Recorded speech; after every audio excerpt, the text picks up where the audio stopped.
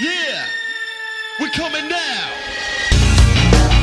Get the tables.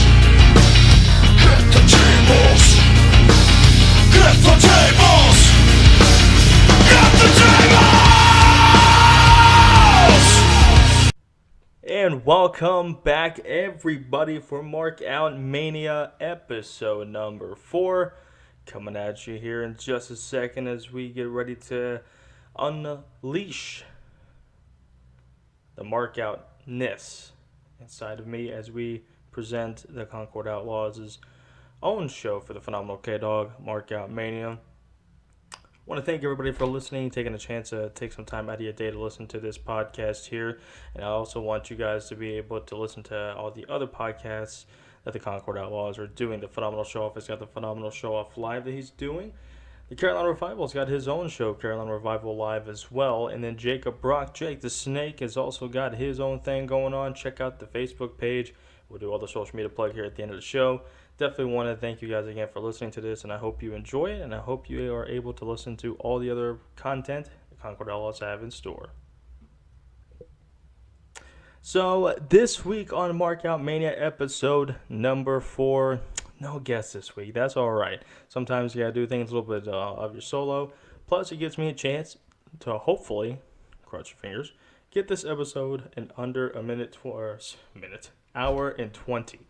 That is the quickest show I've done so far, and that was with the guest. Maybe solo won't be as long. We will find out. So this will be interesting. It'll be fun, too, kind of get my little perspective about this. It is my own show, so this should be a fun blast, and I'm hoping that everybody will definitely listen to it and give me some feedback and let me know how I'm doing. So this week on this show, we're going to be reviewing SmackDown as I'm recording this at 10:25 p.m. Eastern Daylight Time on June 13, 2017. SmackDown Live has just ended. 205 Live is airing on the WWE Network. I'm not watching it, but I'm just throwing it out there. So SmackDown really just concluded. I kind of wrote down my thoughts here on my nice little handy-dandy notebook. And we're going to be running down some of the highlights of SmackDown here and then previewing and giving my predictions for Money in the Bank. So starting off with SmackDown Live, we had an 8-man tag between the Usos, the Colognes, against the New Day, and the Fashion Police, Fandango, and Tyler Breeze, the Fashion Police. Segment started off with New Day coming out, and then the Usos came out, followed by the Colognes, and then the Fashion Police as they kind of had their own little promo thing. The promo built into a match. WWE is synonymous for doing that, and that's what we had here on SmackDown Live. The opening of the show, the 8-man tag. It was a pretty good match to start off for the show. You know, I forgot how good Fandango is. I said Fandango. It's Fandango. I apologize. I forgot how good he is in the ring. He's so fluent. He's quick. He's agile. He's athletic. He's got charisma. I guess because, when they put him with weird gimmicks and they bury him and he's not really much of a talent on the main card, it's hard. You overlook those guys, and it's hard, and it's not fair for them. I love Tyler Breeze. I have since he basically went through his little gimmick stint in NXT, and I really enjoyed him there, and I'm starting to really, really enjoy them as a tag team now, the main roster, now that they're really getting a little bit of a push, being involved in this tag team scene, which is a little bit depleted for SmackDown Live.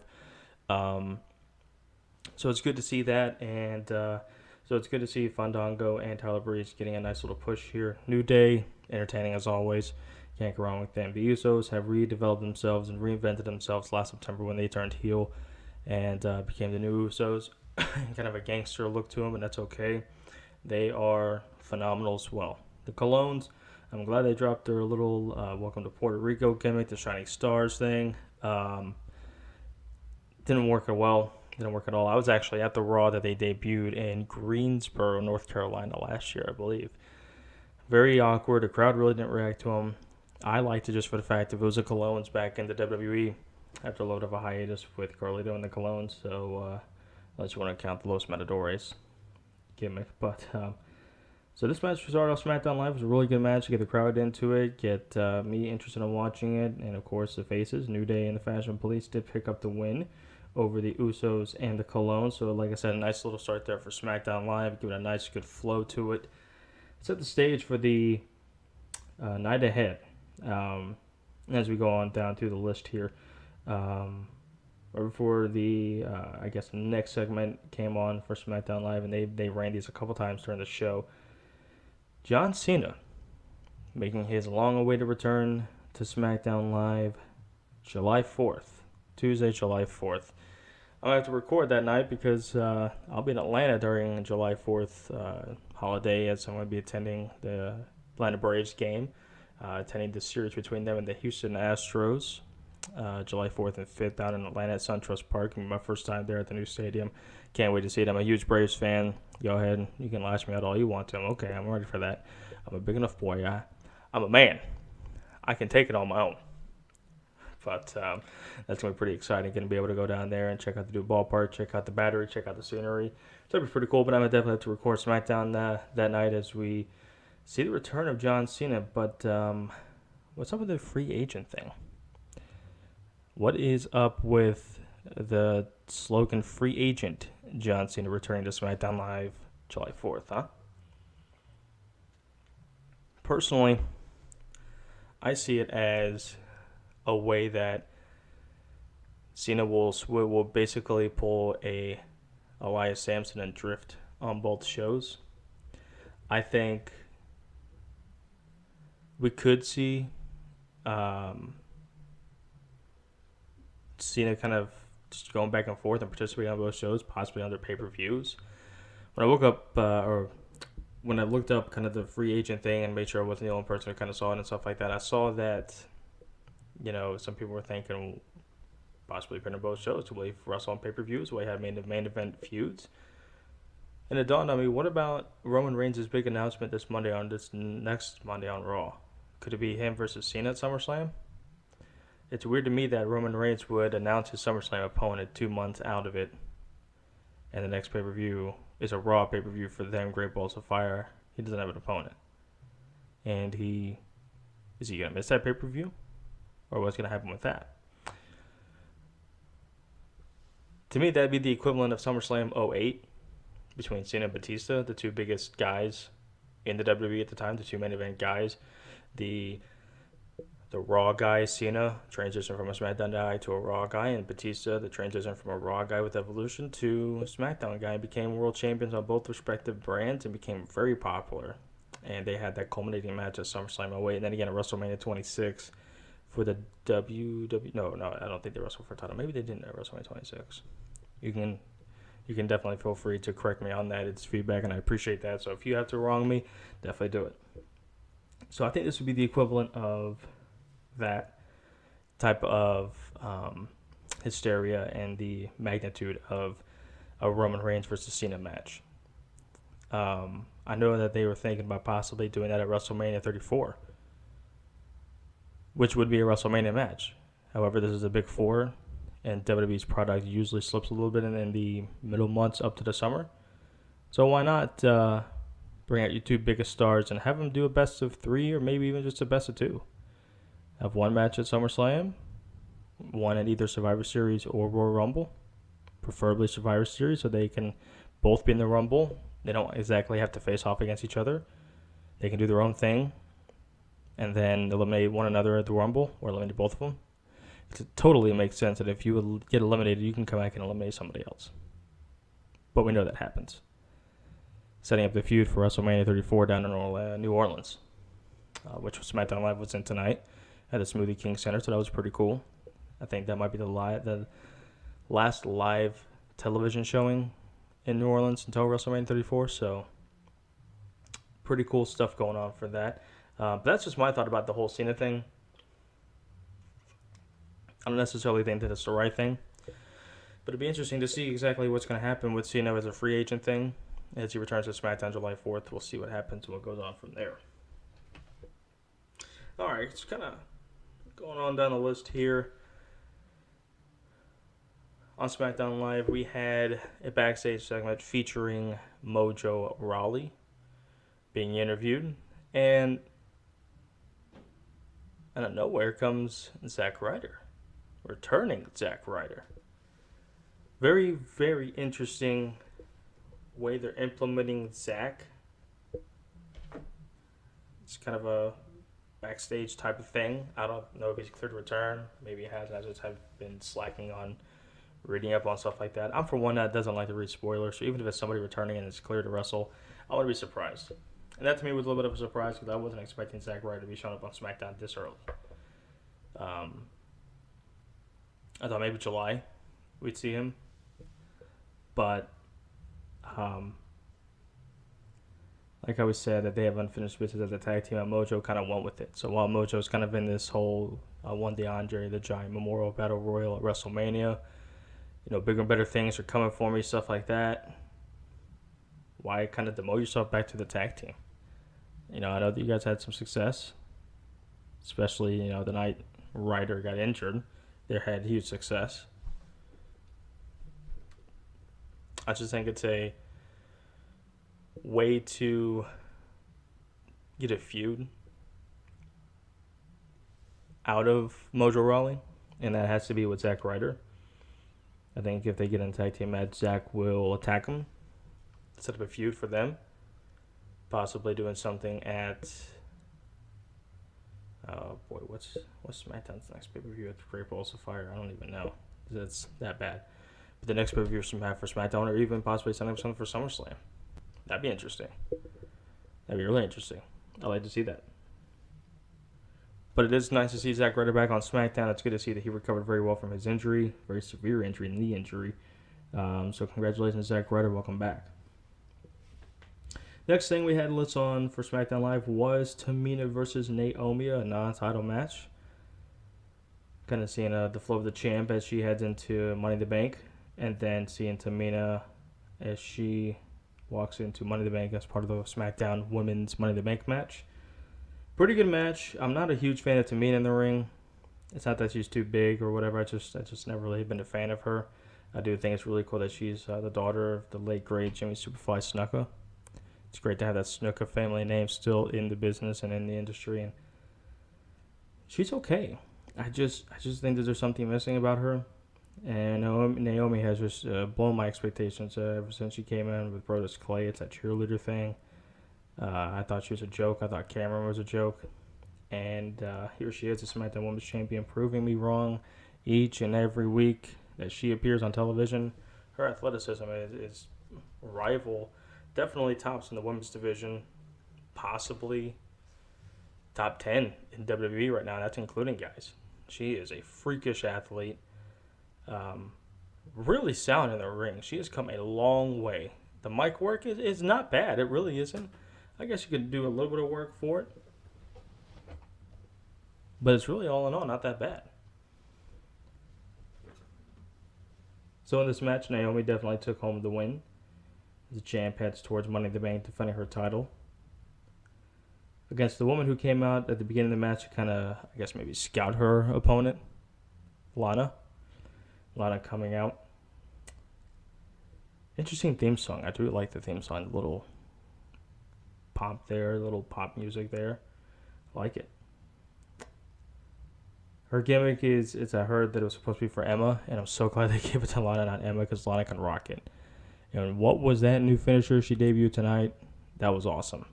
And if that's something we're going to be seeing from Lana, not only in Sunday in the Money in the Bank, but in the future itself, big things could be happening for Lana. And I could be proven wrong. I didn't think Lana should deserve to be even in the women's Money in the Bank match, let alone a women's title match for her first live TV. I shouldn't say that. She was at WrestleMania 32 and worked some other stuff. But, I mean, this early in her career, as a performer, as a wrestler, to get a shot at the women's championship, I thought it was a little early. But like I said, if she shows me what she did tonight, I don't mind seeing that. I really don't. Which leads me to Rusev. Where, oh, where is Mr. Rusev? It was a couple weeks ago he promised that he needed a championship match at Money in the Bank, and he's not going to get that. Unless he returns and kind of enters his way into the men's Money in the Bank match, which would be awesome if that happened and Rusev won it, because he deserves a main event push, in my opinion. Can you imagine if Lana was women's champion and somehow Rusev was able to be WWE world champion in the coming months? Talk about a powerful duo. And I've always loved Lana and Rusev. I thought they were almost as good as Macho Man and Elizabeth. And I'm including, the early WWF days with them. including the NWO stuff while they were heels, and she was that dirty tactical woman that would just try anything and gouge eyes and pull on the rope and stuff like that to try to get Savage to win a match. That's what they remind me of. She fits so well with Rusev. It's just amazing how sometimes it fits like a glove, and even if they're real life partners in marriage and husband and wife, it just fits so well. So that's something to think about down the road, is if both of them can become champions of their division. That'd be sweet. That'd be very sweet. Speaking of champions, and the next segment we had was Jinder Mahal running his mouth by Randy Orton in their upcoming WWE title match Sunday at Money in the Bank. Not a fan of Jinder. Not a fan at all. Not a fan when he was a jobber. Not a fan when he was with the 3MB. Not a fan of Jobber 2.0. Not a fan of main event push for 2 weeks. And not a fan of WWE champion Jinder Mahal. I admit he's a pretty decent heel. Him and his two goons with him. And it has nothing to do with him being Punjab. Nothing about him speaking a different language. And nothing to do with race. It has everything to do with the fact that WWE pushed him way too quickly. Didn't give him much of a background story. Just the fact that he knocked out Finn Balor 3 weeks before he got his #1 contendership match. It's ridiculous, in my opinion. I don't understand it, but WWE logic, right? So, Jinder has this promo saying how he's going to beat, Randy Orton. He talks about Orton's dad and how Orton's family is going to be there that night, or that night of Money in the Bank in St. Louis, hometown of Randy Orton. It says about modern day Maharaja like 3 or 4 different times, maybe twice in English, twice in Punjab or Punjabi. If there's one thing I do like about Jinder, and not necessarily as is about his championship reign, just in in general, I like the fact how I like anybody who can implement different languages into their promos and into their characters. Owens with French Canadian. Sami Zayn can speak Arabic and can speak French Canadian, I think a couple other languages. I like that you can put that international flavor into it, and it kind of, to me, adds a dynamic to your character that you can like custom out. You can trash talk them in different languages. It's pretty cool to me. So that's pretty cool. Jinder calls out Orton for so long, and then finally Orton comes out, RKO out of nowhere, a sweet RKO out of nowhere, setting up what might be a better rematch of the two at Money in the Bank for the WWE World Heavyweight Championship between Jinder and Orton. I'm kind of looking forward to the match. I do hope Randy wins in his hometown. Of course, we all know that doesn't happen championship-wise. Vince may allow you to win in your hometown like he did for Rich Swann at Extreme Rules a couple weeks back, but that was a non-title match, so that's why. Anything that has a title with it, forget it. Forget about it. You're not doing it. So it's crazy.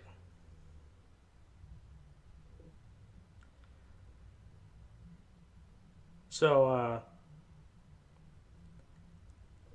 as we move on, though, from that segment, we've got yet another women's match on hand between Charlotte and Natalya. These two women are in the 5-way Money in the Bank women's match at Money in the Bank. Very good match. You two have very good chemistry in the ring. Always have. From NXT and their NXT days, these two have really had just great chemistry in the ring, and it's always fun to watch them. So a very good match here. Charlotte definitely picking up the W as she gets some momentum going to Money in the Bank. I'll tell you what, though, Natalya to me is a dark horse of this fatal 5-way Money in the Bank match for the women. And I'll tell you why. I know that, and here I am saying that I don't read up spoilers and stuff like that. I know that Carmella is favored to win the Money in the Bank briefcase in the women's match. I think the dark horse is Natalya. She has not had a title run in years. Been a stable of the women's division, kind of held it together while it was running those 4 or 5 minute matches, not getting the recognition they deserve, not getting the respect they deserve. She was a main stable. She was a legit wrestler before there was a women's wrestling movement. She was the epitome of a technician in the ring. Of course, her uncle being Bret Hart. She, to me, was a really big part in helping that women's evolution coming about. And I think for a way to kind of give Natty the respect and the honor that she deserves is to have her win that Money in the Bank briefcase. And that was my pick. If you guys saw the live stream a couple weeks ago when we discussed Money in the Bank, that was my dark horse, and my pick to win was Natalya. And I can be way off, and she doesn't do anything. Carmella wins it. Charlotte wins it. Becky Lynch wins it. Tamina wins it. I have 1 out of 5. Anybody has a 1 out of 5 chance of picking somebody in that match. But I just think that Natalya should deserve a little bit better than what she's getting. And I think that her winning the Money in the Bank briefcase this Sunday really would go a long way into showing that WWE does respect her and appreciates what she's done. And I think it'd be great to at least have one more title run in her. That'd be cool to see. So I guess we'll have to wait and see what happens on Sunday. But a very good match between the two on SmackDown Live. Definitely enjoyed it. So kudos to those ladies for doing that. Which leads us into the main event for SmackDown Live. It was a 6-man tag before we head into Money in the Bank. These 6 men are going to be in the Money in the Bank briefcase match, the men's side of it. But tonight we had a 6-man tag between Owens, Ziggler, and Baron Corbin against AJ Styles, Sami Zayn, and Shinsuke Nakamura. Very good match. These 6 are probably the best 6, definitely the best 6 that SmackDown has to offer. Rival to Raw for their best 6. Very, very different styles in this. You got the King of Strong style. You got the Underdog from the other ground, the Phenomenal One, the Show Off, Face of America, and the Lone Wolf. All different gimmicks, all different characters, and all bring their top game into the ring. Very good 6-man tag. I definitely expected the faces, AJ Nakamura and Zayn, to win. I didn't expect the heels to win. Definitely a good ending, though. SmackDown is a great match. A lot of action, like I expected, showcasing their talents. Baron Corbin has showed me a lot over this past year and a half, ever since he debuted at WrestleMania 32, winning that Andre the Giant Memorial Battle Royal. It's just been a great talent, I think, and he's been underutilized, but I think he's a lot of good things are heading his way, whether it's a U.S. title run in the near future. I don't think a main event WWE title push is in that conversation yet. Then again, Jinder Mahal is WWE champion, so you never know. You never know, especially with SmackDown Live. But nonetheless, a very good way to end SmackDown. A very solid show tonight, I thought. A very good way to lead into Money in the Bank. A very good go-home show. I give SmackDown Live a B+. A B+ tonight. I thought they did a really good job with the go-home show, like I said. For working with 2 hours, it just fits perfectly with their format right now. Try to utilize everybody as much as possible. We didn't see Carmella on the show. We didn't see Becky Lynch, I don't think we saw on the show. So some missed opportunities there, but they did utilize the main event for the world title very good. They utilized the men's title match. They utilized the tag team title match. So I think all in all, it was a very good go-home show, and I think it'll be a very good segue into Money in the Bank as I give my preview and predictions for Money in the Bank here in just a second. But before we do that, gotta take care of some business. Gotta give a shout out to some promotions. I don't know about you guys, but I'm a huge fan of independent wrestling. Always have and always will. Like I've said before on my podcast and on the live stream, this is the focal point. This is the lifeblood of the pro wrestling industry. Without these guys working their butts off, getting better each and every day in the independent scene, there is no future in professional wrestling. We can always thank the legends before us that have paved the way for us to enjoy the product and enjoy the business and enjoy the industry that we have today. But it's always about those independents as they become better, as they become tougher, work harder, train harder, get better in the ring, get better in the mic, get better with working the crowd over. It's these guys that are the lifeblood of the industry that will make way for there to be a future in professional wrestling. One promotion that excels in this is FEW, Fighting Evolution Wrestling. You guys have been hearing some of the podcasts we've been doing between Carolina Revival, The Phenomenal Show, myself, The Phenomenal K-Dog. We've been promoting their Summer Showdown show, Summer Showdown number 2 that happened at Coral Springs High School just this past Saturday. Phenomenal show. phenomenal show. Saw pictures of it, saw some of the stuff that some of the fans were posting, saw some of the videos the fans were posting. Had some of the legends there, the Headbangers. X-Pac was there, the Pope D'Angelo De Niro was there. ODB, the former and current Impact Wrestling superstar. It's a great show. However, just because there's a main show doesn't mean that there isn't another show behind that. It's like WrestleMania. That intense high that WrestleMania that I had to quickly remind myself, oh crap, Monday Night Raw is tomorrow night. I got to get ready for Monday Night Raw. Same with these guys. The show must go on, the product goes on, the company goes on. So, this Saturday, June 17th, at the John B. Boy Auditorium in Clewiston, Florida.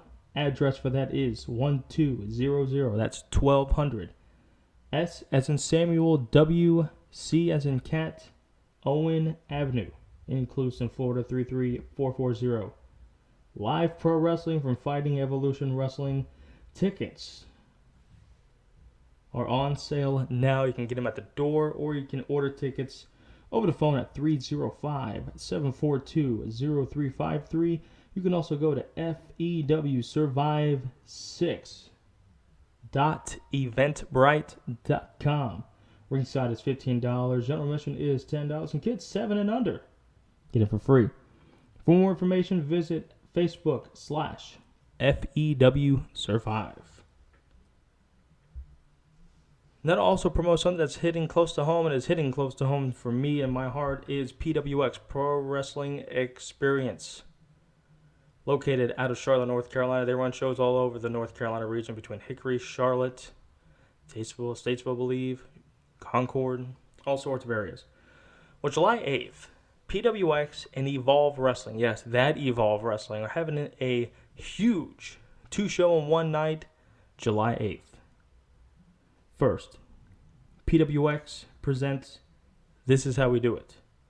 Live July 8th at 3500 East Independence Boulevard in Charlotte, North Carolina, 28205. VIP doors open at 1:30. General admission opens at 2:30. Bell time is at 3. Well, Cody, who's going to be there? I thought he was going to be there. This is the updated card. They got Tracer X versus Jason Kincaid. They've got a special guest, Corey Hollis with White Mike. He's going to be there. Can't go wrong with that. You've also got Martin Stone, Fred Yehai, and This Is How We Do It. Darius Lockhart versus Chase Owens versus Jason Cade for the PWX ITV Championship #1 contenders match. That's going to be an awesome triple threat match, I know it. Timothy Thatcher versus the Southern Savior, John Schuyler, and This Is How We Do It. Much more, cards subject to change. Once again, This Is How We Do It. The first of 2 mega shows that are happening on the same day at the same place. July 8th, that's a Saturday, July 8th, in Charlotte, 3500 in East Independence Boulevard, in Charlotte, 28205. It is 3 weeks away. This Is How We Do It starts at 3 p.m. And then, right afterwards, you've got Evolve Wrestling, as Evolve Wrestling presents Evolve 88. Same place, 3500 East Independence Boulevard in Charlotte, North Carolina. You've got appearing the Evolve champion, Zack Sabre Jr., the Evolve Tag Team Champions, Chris Dickinson and Jaka. Keith Lee will be there. Ethan Page will be there. ACH. Freddie High, like I mentioned. Timothy Thatcher, Whit Stokely Hathaway. Tracy Williams. Trent Beretta. Austin Theory. Jason Kincaid, like I mentioned. Anthony Henry. And also, making his Evolve debut, James Drake. This is a show you do not want to miss. Doors open for this Evolve show at 7:30. Show starts at 8. So you've got a show that starts at 3 o'clock and a show that starts at 8 o'clock. If you are not there, you are missing out on some of the best independent wrestling that not only the Carolinas have to offer in North Carolina and Charlotte, but professional wrestling in general. Independent wrestling in general. PWX and Evolve collaborating on the same day. 2 mega shows. One at 3 p.m., one at 8 p.m. Get your tickets now. You can get them at Ticketfly.com. And you can also go to PWXPro.com if you want to get the PWX tickets. PWXPro.com/live. There you will be able to find the PWX show for This Is How You Do It, July 8th at 3 p.m. For the Evolve show, Evolve 88, ticketfly.com/purchase. For the Saturday, July 8th show for Evolve 88, doors open at 8 o'clock. 2 mega shows, one night. PWX and Evolve collaborating the same day. 3500 East Independence Boulevard in Charlotte. Get your tickets now. Alright, and like I said, you got to get those sponsorships and all that stuff out of the way. Definitely got to promote some of the fun stuff and the stuff that hits near and dear to my heart, and that is independent wrestling. Now let's move on to the main event of the show. Got the Money in the Bank preview and my predictions for the upcoming show. Happening live this Sunday, 8 p.m. Eastern on the WWE Network. I'm really looking forward to it. More so looking forward to it than I have Payback, and that's my worst pay-per-view of the year so far was Payback. Money in the Bank is promising to be a very good show, a very stacked show. I'm looking forward to it. Let's run down the list here for Money in the Bank. This is all cards subject to change. This is the updated card as we've got so far. For the SmackDown Live Tag Team Championships, we've got the Usos going 1-on-1 against the New Day. Not 1-on-1, 2-on-2, I guess, against the New Day for the tag team titles. The SmackDown Live Women's Championship match, the champion Naomi defending it against Lana in her debut match as a SmackDown Live member and her main roster pay-per-view debut on the main show. I believe that the WrestleMania 32 was on the pre-show. For the WWE World Heavyweight Championship match, we've got the champion, the modern-day Maharaja, Jinder Mahal, against the Viper Randy Orton. The rematch from Backlash a few weeks ago. In the first ever women's Money in the Bank match, we have Charlotte versus Natalya versus Carmella versus Tamina versus Becky Lynch. Well, promises to be a very memorable match. Everything that's happening for these women dating back to the first Hell in a Cell that happened last October between Charlotte and Sasha Banks for the Raw Women's title up to now with the first ever women's Money in the Bank ladder match. Very excited to see that. And to me, has to be the main event of the evening. Men's Money in the Bank ladder match. The phenomenal AJ Styles, the Lone Wolf, Baron Corbin. The face of America, Kevin Owens, also United States champion. The show-off Dolph Ziggler. The underdog from the underground, Sami Zayn, and the artist known as Shinsuke Nakamura. To me, if this match does not prove to be WWE's match of the year, I think it'll be disappointing. I think that all the 6 of these guys can prove that they are the 6 best in WWE right now. Of course, there are a few on the Raw side that I have to argue with for sure. Not going to get into that tonight, but definitely there are a few that definitely pop into my mind that could argue to be on top or on par with all 6 of these guys. Yes, I know that Baron Corbin is still a little, I wouldn't say green, but he's still not there yet. But having this opportunity and having his opportunities definitely will showcase on how good he actually really is and how underutilized and how underachieved and underrated he is as a wrestler. So definitely looking forward to that match. So let's run down this. I'm going to give my predictions, what I think will happen at Money in the Bank. First, starting with the tag team title match. I think the Usos versus the New Day will be a pretty good match. I do think it'll be Big E and Kofi Kingston going for this. Could be shocked, and it could be Xavier Woods. Who knows? While I would think it'd be cool for New Day to win the tag team titles, at the same time, I think showing that SmackDown Live is still the land of opportunity, and the Usos, probably a lot of people are expecting New Day to win this. If I know the creative team, I think they will have the Usos win this to show that, listen, we're not going to roll over easily.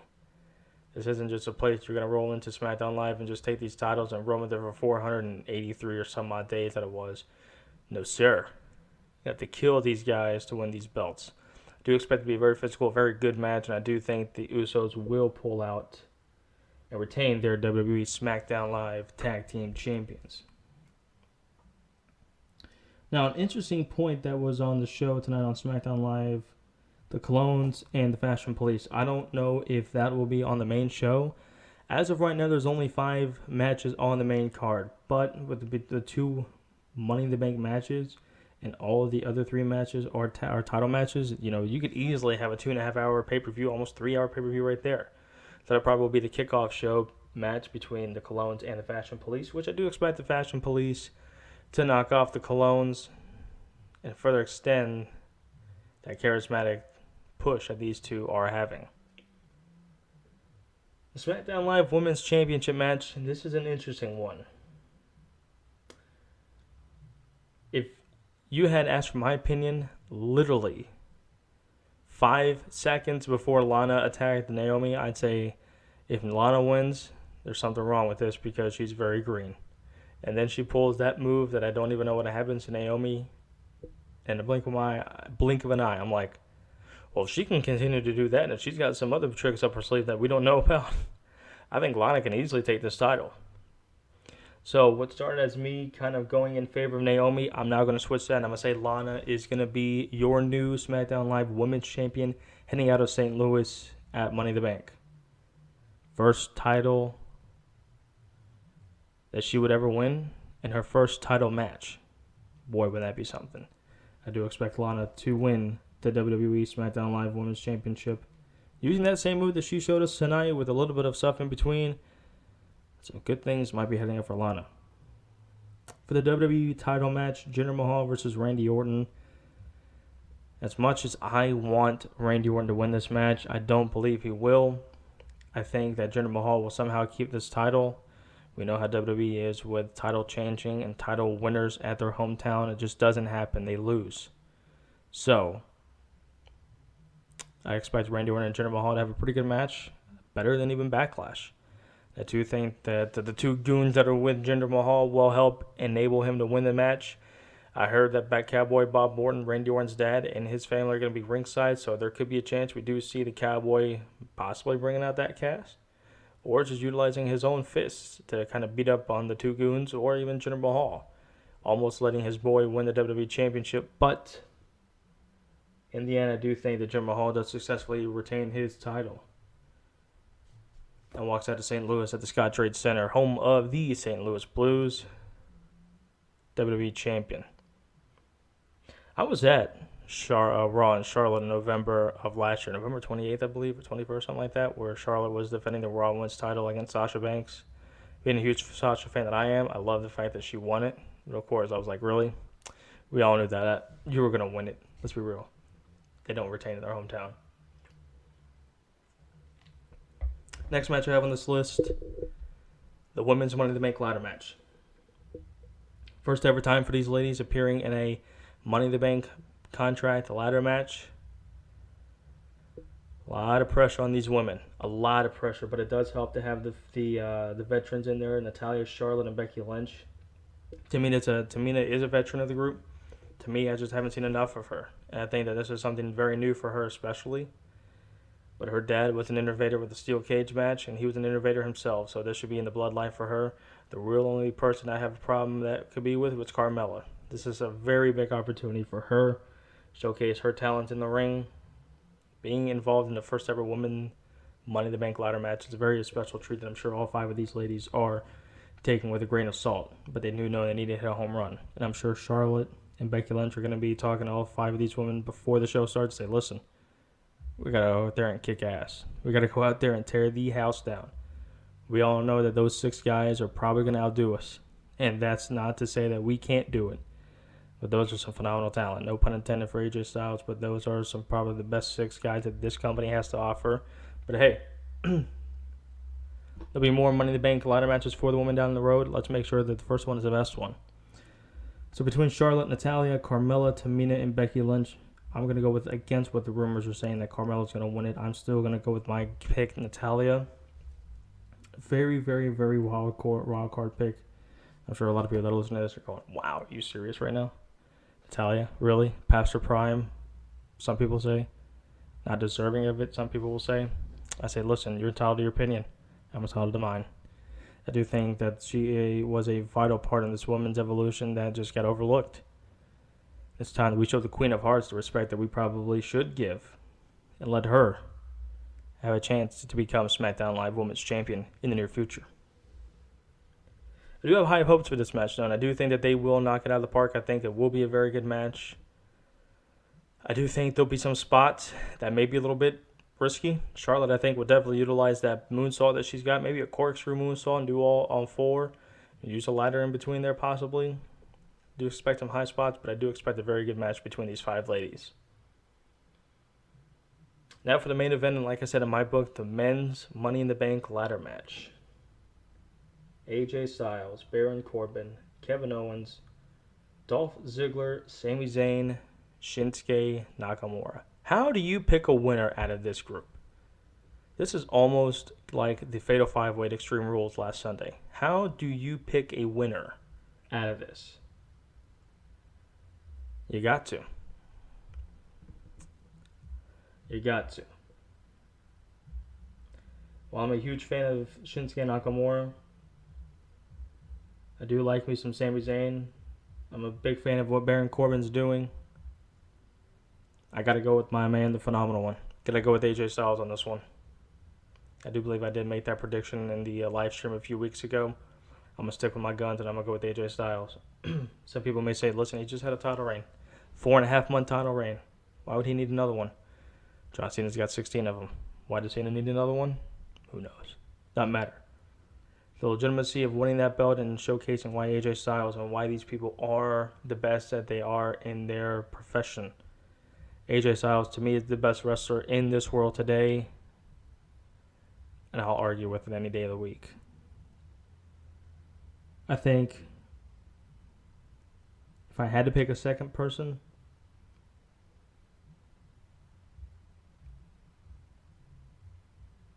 I would probably have to say Sami Zayn. SmackDown Live is a land of opportunity. While Kevin Owens is U.S. champion, I don't see him doing much with that contract. It would be pretty cool having somebody who has a title reign win the Money in the Bank match. Don't see what happened with Owens. Ziggler is just, he's there, but he comes up short. I think this will happen again. Baron Corbin was a close one that I was going to pick with just because of the fact that it's that land of opportunity thing, and you never know with these things. He's already won a Andre the Giant Memorial Battle Royal at WrestleMania 32. What's it to him to have another landmark win with the Money in the Bank contract? But I don't think he'll get it done this year. But I will think Corbin will have a strong showing Sunday. So that leaves AJ Styles and Shinsuke Nakamura to me. And while AJ is my first pick, if he doesn't win it, I can see why. He didn't have a title reign earlier this year. It's time for somebody else to kind of have that land of opportunity gimmick and kind of run with it and showcasing some newer talent who haven't really got very good opportunities. Shinsuke Nakamura, to me, is too new. He'll get his chance at the world title, and he'll be a great world champion, and I cannot wait for him to win it. Potentially with that match between him and AJ Styles, it's possibly going to match between Omega and Okada 1, possibly 2. So I will look forward to that, and I do think that those two times will come between AJ and Nakamura. Sami Zayn is that person that it's the underdog from the underground, man. He, in his 4 or 5 years in WWE, he's only got one title run, and it was the NXT title, and held it for a month. You kidding me right now? A freaking month? Come on, man. If there's anybody that's been underutilized and underachieved and underrated, it's this guy. Sami Zayn is the epitome of underachiever and underrated. That's why I can see him winning this match as well. I could see Sami Zayn being WWE World Champion pretty soon. SummerSlam, Survivor Series, SmackDown Live. Anything to really get the audience's attention and be interested into the product, the WWE Creative will do it. So I do see that could happen. But my first choice is the phenomenal AJ Styles. If I had to choose a second, it would be Sami Zayn, but I will stick with my guns, and I will choose the phenomenal AJ Styles to pull out this W. Walk out of St. Louis, Money in the Bank holder. And who knows where he can cash it in at. Won't really give that prediction right now. I think to me, that's going a little bit too much, just because I'm focused so much on the match itself that I'm not focused on what happens after the match. So I do think AJ Styles could definitely win this match. I'm pulling for him. I think he'll do it. It'll be interesting to see how the fallout of Money in the Bank happens 2 days afterwards on SmackDown Live. Possibly some new champions, possibly some same ones. What the new storylines be going into the next pay-per-view in July, and especially going towards SummerSlam in August. Definitely looking forward to Money in the Bank this Sunday on the WWE Network, 8 o'clock Eastern Standard Time. These 5 matches, it's almost like the Royal Rumble. You don't have a lot of matches, but you have that Royal Rumble match, and it takes up a lot of time. These 2 ladder matches are going to take up a lot of time, and then the other 3 are title matches. To me, that's a great card. great card. Every match you got to look forward to because they're title matches or they're real significant. And that's something that WWE and creative at both SmackDown and Raw have been lacking. A pay-per-view that top to bottom you can go, you know what? I'm kind of looking forward to that. I'm kind of looking forward to that. I'm kind of looking forward to that. A little bit of all of that mix up, and that's something that people will want to keep their eyes glued to and watch. Gets fans interested in it too. So I do think that this show will be a very good show for Money in the Bank. I'm going to give an early preview and prediction grade. I'm going to say an A- for Money in the Bank. Really high expectations for this show. Definitely looking forward to it, and hopefully WWE won't let me down. I don't think they will. They've got the talent to do it. That can prove me wrong and prove haters wrong and prove doubters wrong. So we will see what happens at Money in the Bank. Who will walk out champions of the tag team division, champion of the Raw, boy, look at this. This is horrible right now. Total nothing but SmackDown. Here I'm talking about Raw. Yeah, that's awful. Roast me in the comments, please. I'm begging you. If you don't, I just roasted myself, so it's okay. Who will walk out as the tag team champions of the SmackDown brand? Who will walk out as the women's championship of the blue brand? And who will walk out as the WWE World Heavyweight Champion, leading the charge for the blue brand SmackDown Live? And who will become essentially number one contenders at any place, anytime, anywhere with the briefcase holders for both the men and women? We will definitely find out this Sunday at Money in the Bank. I do want to thank everybody again for listening to this show. Definitely check out episodes 1, 2, and 3 on YouTube. I do apologize for episode 3 being delayed for so long. I had so much technical difficulties with the file downloading and uploading and mixing it, and editing it was a nightmare. So it is uploaded a little outdated, but it is pretty cool and a nice little listen to it. I do want to thank the Phenomenal Show Off, a.k.a. Randall Bealey, for helping me in that podcast. This show will be less than a minute. An hour and 20 minutes long. I don't know why I keep saying a minute and 20 seconds. It's unfathomable that I'm doing that. This show will be less than an hour and 20 minutes long, so you should all be okay with that, I think. About 48 minutes, 48 minutes. That's pretty good, I think, in my opinion. So I do want to thank you guys again for taking a listen to this podcast. Definitely like this podcast.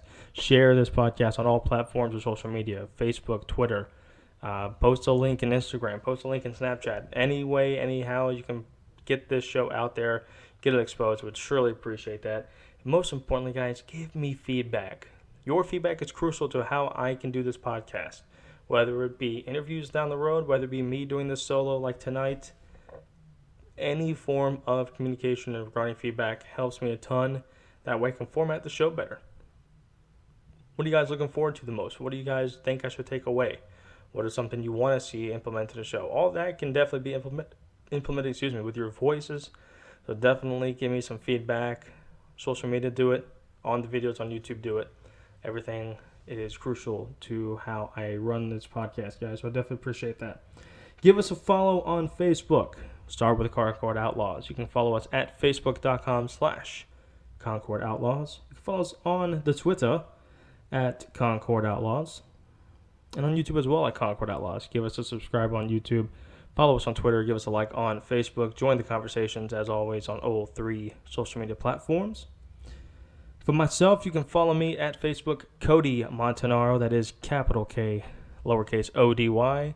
Montana like the state, and then R-O at the end, capital M at the beginning. You can follow me on Twitter at... That's right. What's this? I got a new Twitter handle. But you know what? My name might be a little bit too bland. If I'm a host for a podcast, you know what? I might have the podcast name as a Twitter handle. So I finally updated that. I got that taken care of. It's now at Phenomenal K-Dog. Phenomenal K as in Cody, Dog. D-A-W-G, not D-O-G, D-A-W-G. You got to be cool. You got to be like Conan, K-Dog, right? Phenomenal K-Dog. Follow me on the Twitter. Friend me on Facebook. And I collaborate all my shows on YouTube on the Concord Outlaws podcast on YouTube, so don't need to worry about that. I do post all my stuff, from personal stuff to the MarkOutMania stuff, on Twitter, so everything is on there for you, so that way you don't have to worry about following 2 pages on the Twitter or anything like that. All the news, all the stuff you need to know, all the special features will be on at Phenomenal K-Dog's Twitter. So once again, I do want to thank everybody for listening, taking the time out to listen to this podcast. Hope y'all are happy with this, of being under an hour and 20 minutes long, an hour and a half long. You're welcome for that, by the way. So with that, definitely want to thank again for everybody to listen to this. Do apologize for episode 3. Take that, give that a listen to as well. Let me know how you guys like this one as well. We'll see you next week. We will review Money in the Bank. And depending on how that show goes, you may have a guest, may not, never know. We'll never know what happens around the corner. So for that, I am the Phenomenal K-Dog. I do appreciate your time. And for you guys listening to this, this has been a production of the Pro Concord Outlaws Wrestling Podcast. With that, hope you all have a mark out day, a mark out evening. We'll see you guys next week.